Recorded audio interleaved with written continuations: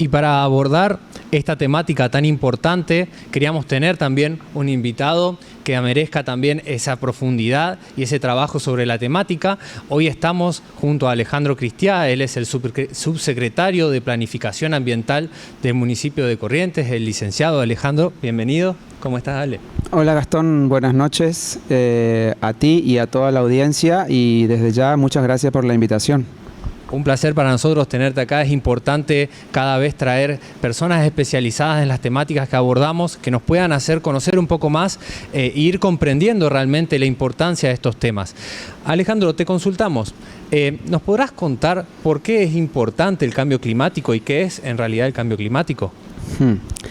Para entender el cambio climático debemos comprender el impacto que estamos teniendo nosotros, los seres humanos, sobre el planeta Tierra. Y para dar un ejemplo, en los últimos 20 años, del año 2000 en adelante, hemos generado más residuos plásticos que los generados en todo el siglo XX. Y aclaro que los plásticos se inventaron en el siglo XX, es decir, en los últimos 20 años generamos más residuos plásticos que todo lo que se generó desde que se inventaron. Y sabemos que los plásticos están causando problemas en los mares, en la vida acuática, etc. El cambio climático se relaciona con el dióxido de carbono. En los últimos 200 años, desde la revolución industrial hasta el día de hoy, nos hemos dedicado a quemar los combustibles fósiles como fuente de energía, combustibles fósiles que fueron depositados en... El combustible fósil es básicamente carbono que fue absorbido por las plantas o por los organismos marinos a lo largo de millones de años y que fue depositado en el fondo, en el subsuelo del lecho marino y de la tierra en la forma de carbón, de petróleo y de gas. Y en los últimos 200 años hemos venido excavando y quemando y liberando ese carbono que fue captado por los organismos durante millones de años. Entonces, ¿qué estamos haciendo? Estamos en muy poco tiempo alterando un equilibrio que al planeta y al ecosistema terrestre le llevó millones de años lograr.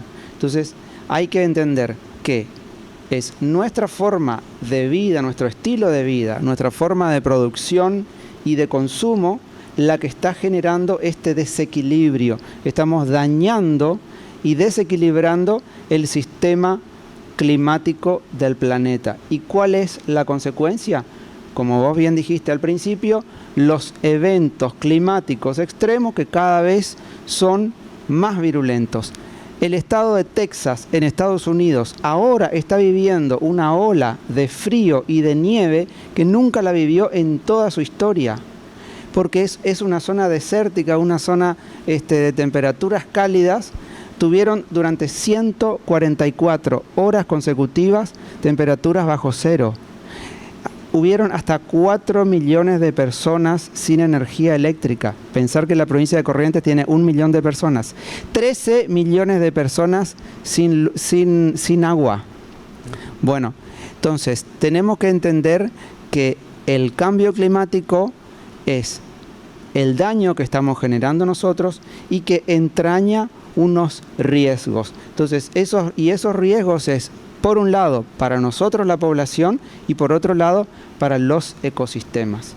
Sobre ese tema de riesgos es algo que es interesante que lo charlemos luego desde el punto de vista de las ciudades.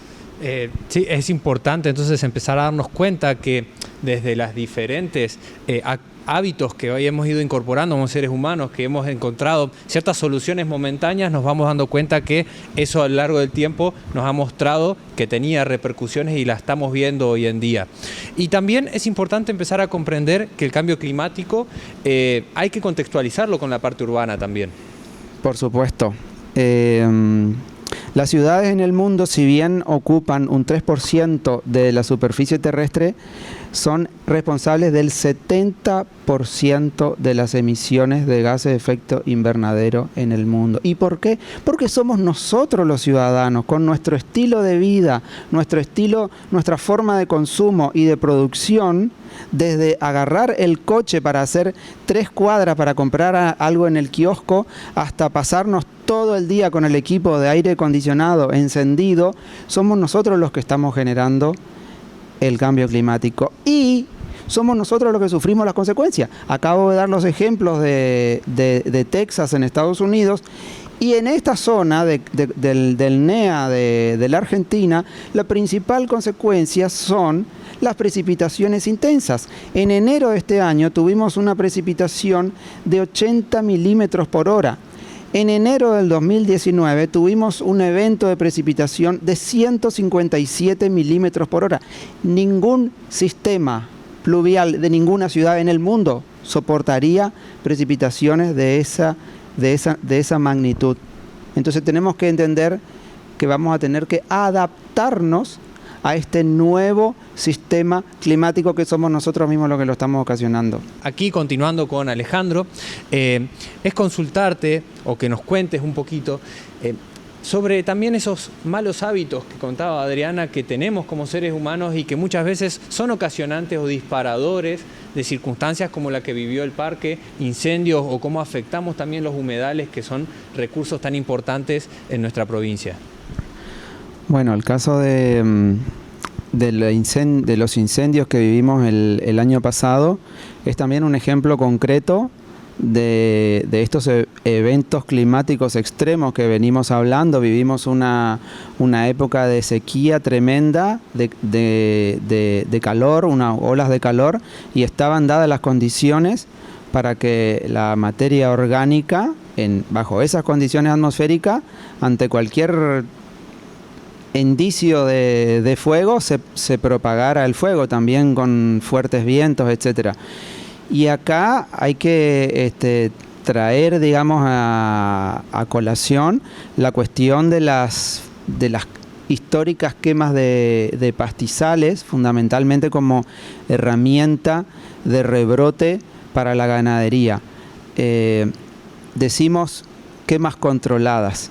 Y es mentirnos a nosotros mismos, porque no son controladas. O sea, las condiciones para que una quema de un pastizal sea controlada no se dan en la realidad. Y no hay manera de fiscalizarlo por parte del Estado en miles de puntos de la Argentina o del mundo o de la provincia. Entonces yo creo que hoy, a la altura en la que estamos viviendo de la crisis climática en el siglo XXI, son prácticas que ya debemos realmente replantearnos. Y el segundo tema que me mencionaste fue la cuestión de los humedales. En el caso de la ciudad de Corrientes, estamos rodeados de lagunas y de humedales al este de la ciudad. Creo que esto más o menos lo comentaron con Ignacio Rodríguez, Contreras, que los visitó a ustedes, el doctor en geografía del Centro de Ecología Aplicada del Nordeste. Los humedales periurbanos de Corrientes funcionan como reservorios de agua de lluvia, es decir, son como pedacitos de esponjas que tenemos alrededor de la ciudad de Corrientes y que funcionan para amortiguar los efectos de las precipitaciones. Otro tema que hablamos más adelante. El problema es que hemos venido considerando a los humedales como tierras de segunda categoría que deben ser rellenados, alteados, para poder hacerlos productivos.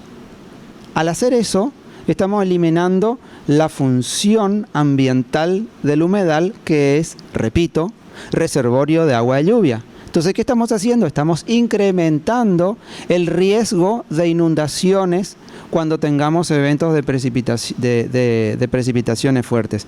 Desde la ciudad de Corrientes estamos trabajando en un mapa de riesgos climáticos, mapa de riesgos ante precipitaciones intensas, y también estamos trabajando con el Centro de Ecología Aplicada del Nordeste en un ordenamiento territorial de los humedales periurbanos. ¿Qué buscamos con esto? Buscamos que la sociedad revalorice a los humedales y que pueda comprender la función fundamental y capital que ellos cumplen, porque básicamente amortiguan a las precipitaciones, en definitiva disminuyen el riesgo de que nos inundemos.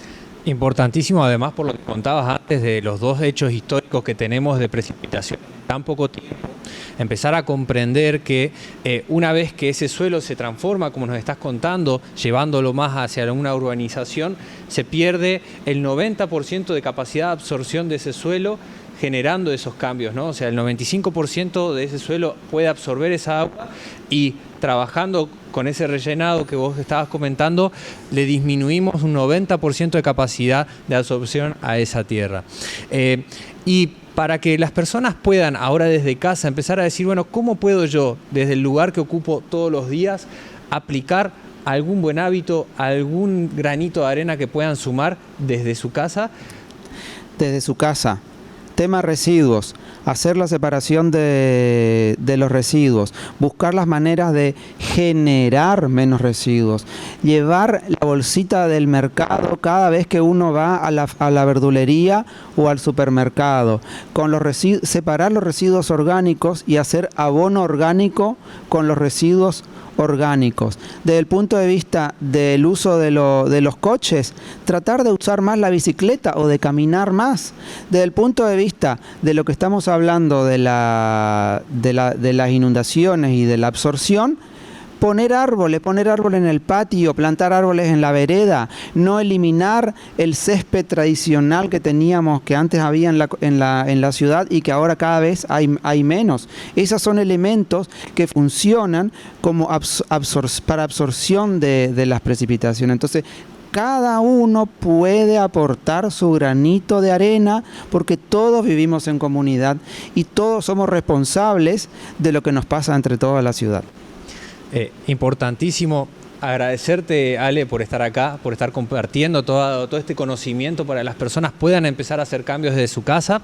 Agradecerles a ustedes también, a todo aquel que adopte estos consejos o buenas prácticas para generar cambios en su vida y entre todos empezar a generar un cambio para nuestra comunidad. Ale, gracias. Yo les agradezco mucho a ustedes y la verdad, de verdad, los felicito por la iniciativa Primer Espacio en Corrientes dedicado exclusivamente a la sustentabilidad. De verdad, felicitaciones. Así Gracias, que Ale. gracias por la invitación. Un placer tenerte acá.